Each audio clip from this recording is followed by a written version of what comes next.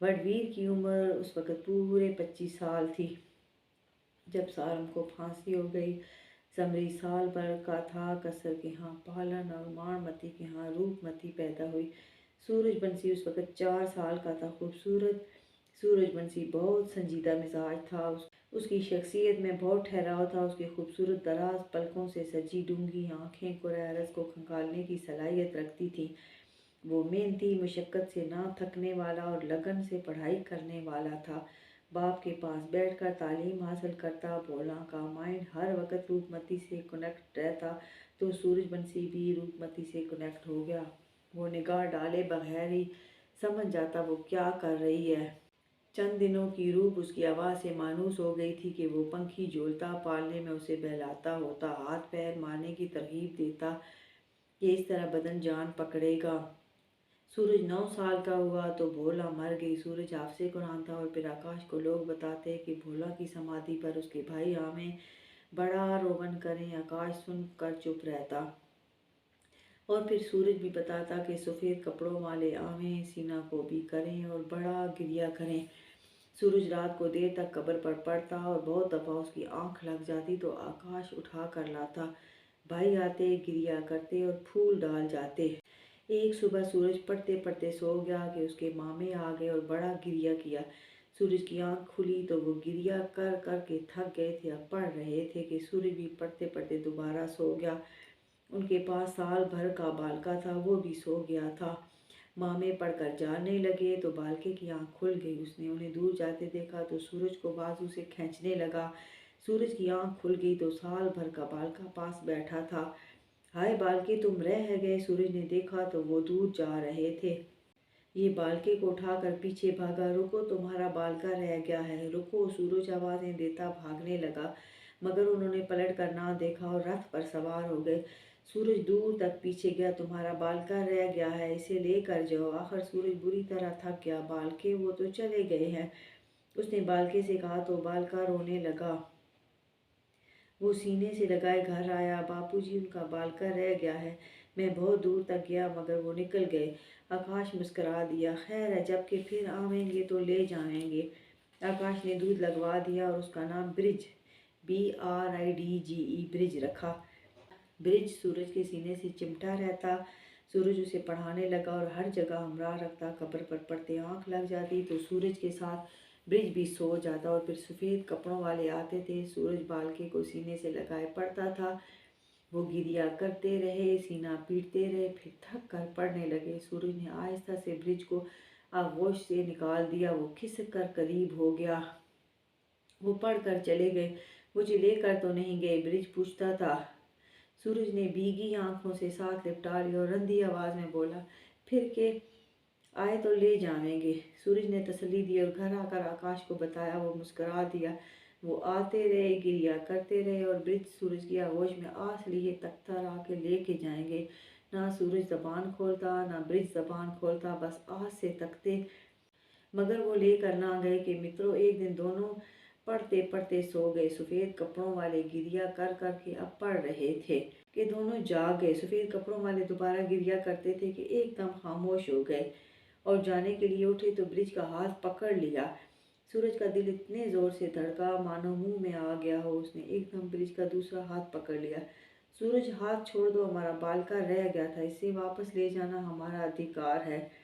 नहीं, मैं इसे नहीं जाने दूंगा। सूरज गरज कर बोला, तेरा नाता क्या होवे कि तू रो करे। मैंने 6 साल इसे पाला है। सूरज मजबूत लहजे में बोला, बस इतनी सी बात उजरत ले लो। सफ़ेद कपड़ों वाले घूरी देकर बोले, सूरज मुझे जाने देना, तू खुद ही तो कहे अब के नहीं तो अगली बार ले जावेंगे। ब्रिज ने इल्तजा की, तो मैं तेरे बगैर कैसे जीऊँगा। सूरज सुलग कर बोला, जैसे हम बेनिकाई भोला के बगैर जी रहे हैं। भाई करब से बोले और उसे ले गए। सूरज ने घर आकर घर बार एक कर दिया। तो बता मैं क्या करूं, उसे उठा कर ले आता हूँ, आकाश ने आजिज़ आकर कहा। दोबारे कासत गले, मेरे कारण मेहर पर मांगी हो, सूरज ने कहा। आकाश ने लोग भेजे मगर तब तक ब्रिज के फेरे हो चुके थे। कासत नाकाम लौट आया और फिर वो सफ़ेद कपड़ों में समाधि पर गिरिया करते थे। सूरज की आंख खुल गई। वो सीना पीट पीट थक गए थे, अब पढ़ते थे। फिर साल भर गुजरा। कि वो सफ़ेद कपड़ों में आकर बड़ा गिरिया करते थे। बैन कर कर के सीना को भी कर कर के वो निढाल हो गए। तो सूरज घबरा के आकाश ने कूलर दे भेजा। वो पी चुकते हैं और जाने लगते हैं तो निगाह उठाकर सूरज को देखते हैं, ब्रिज मर गया है, वो तेरे बगैर जी नहीं सका। सूरज की आंखों तले अंधेरा छा गया। आकाश ने सूरज को बताया। उन्होंने बोला का इस तरह इंतकाम लिया है कि तुम तो क्या, मैं भी ब्रिज को जिंदगी भर नहीं भूल पाऊंगा।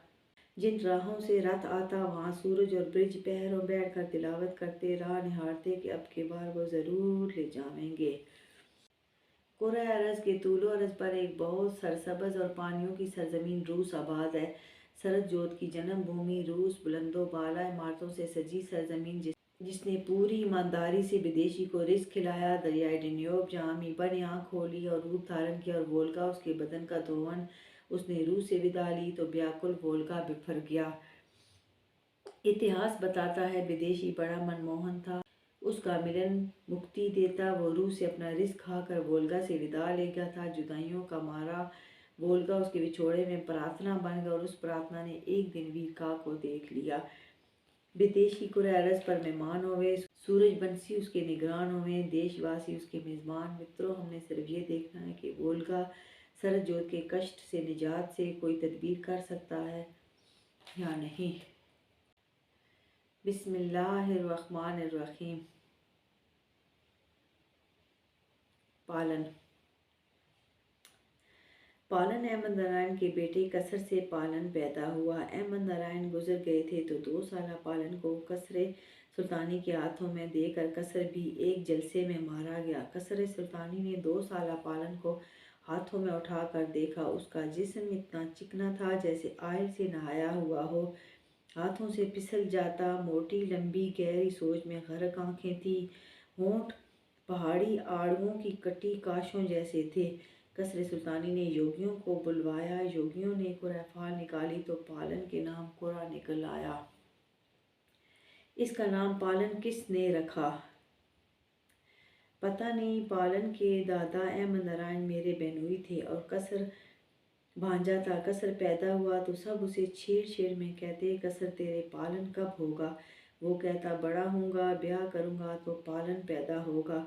अहमद बेनोई थे, वो बताया करते कि वीर का डैड बताया करते। गुलाब सिंह अक्सर एक सिख गाया करता, मेरा पालन जद घर आसी, मेरी बलती भाव उजासी। ये एक सिफाती नाम है और बालके की डूंगी विचार करती आंखें बता रही हैं ये एक गैर मामूली इंसान होगा। सुल्तानी ने योगियों को रुखसत कर दिया और 2 ऊँट मंगवा कर पालन का सदका किया और मन्नत रखी कि हर साल पालन का ऊँट सदका करेगा। पालन 3 साल का हुआ तो 35 साल कसरे सुल्तानी की पहली बेटी हुई। वो जर्मन नजात खातून से ब्याह हुआ था तो कसरे सुल्तानी ने अपनी बेटी पालन से मंसूब कर दी। पालन के ददयाल में अहमद नारायण के भाई और बहनें थीं और सब वीरका के बड़े घर में रहते थे। 7 ज़मीन खरीद कर कसरे सुल्तानी ने अपना महल बनवाया था। कसरे सुल्तानी ने पालन को खुद पाला था। 4 साल पालन को उसने स्कूल दाखिल करवाने ले गया। सब मास्टर गोरे थे तो सुल्तानी उसे कहता है, पालन यहाँ पढ़ पाएगा कि नहीं। ये बहुत मगरूर है, हद से ज़्यादा पालन में गरूर है। पालन को किस चीज़ पर गरूर है, बड़ी ज़ात पर, बड़ी ज़मीन पर, सफ़ेद रंग पर, या अपनी सुंदरता पर, या ऐवान में अपनी सीट पर, या ख़ानदानी सूरमाओं पर। हेडमास्टर ने वजाहत चाहिए। सच है कि पालन निहाल ददयाल से, आला नस्ल से और सुंदर भी बहुत है, मगर पालन को किसी चीज़ पर गरूर नहीं, इसे अपने होने पर गरूर है। इसकी उम्र 4 साल है। हमने इसे ये सब नहीं कहा मगर पालन कहता है, कुरैरस पर मेरा कोई जोर नहीं। मेरी निगाह 7 तह फाड़ पाताल तक जाती है। काले चम में इतनी शक्ति नहीं कि मेरी निगाह की वुसअत को रोक सके और इसमें शक नहीं ये काले चमड़े के पार देख सकता है। दरिंदों के गाब भी जान लेता है कि नर है या मादा और कितने दिनों का गाब है। इसकी आँख की ताब हम सह नहीं सकते, इससे नज़र मिलाकर हम बात नहीं करते और पालन को नींद बहुत कम आती है। दिन रात के 24 घंटों में बमुश्किल 1 घंटा सोता है, बाकी समा जागता रहता है। पहले पालने में जागता था, अब जब से चलने लगा है तब से रातों को घर में फिरता है और सड़क पर भी निकल जाता है। फिर सामान उठाने वाला हुआ तो घर में रातों को संभाल करता है। अब 6 माह से रातों को खेतों में भी चला जाता है। मैं ज़्यादा नहीं समझाता कि पालन को नसीहत लगाते मुझे हया आती है। 5 वक्त नमाज पढ़ता है और तहज्जुद भी पढ़ता है। उम्र पूरे 4 साल है और तीसरे सिपारे को लगा है। सुल्तानी खुद पढ़ाता था, स्कूल दाखिल करा दिया गया। एक बार का पढ़ाया पढ़ लेता और ना भूलता, और उस्ताद जल्दी जान जाते हैं। ज़हीन है मगर एक मगरूर तरीन बच्चा है। स्कूल मकतब से हट कर किसी बात का जवाब ना देता और बात टालने की बजाय झिड़क डालता। पालन और समरी और रूपमती एक ही स्कूल पढ़ते। समरी और रूपमती बग्घी पर झांसी से आते, जबकि शिमला में पालन पैदल ही स्कूल आ जाता। पालन 7 साल का हुआ तो वडवीर ने रूपमती उसकी वलीयत में दे दी।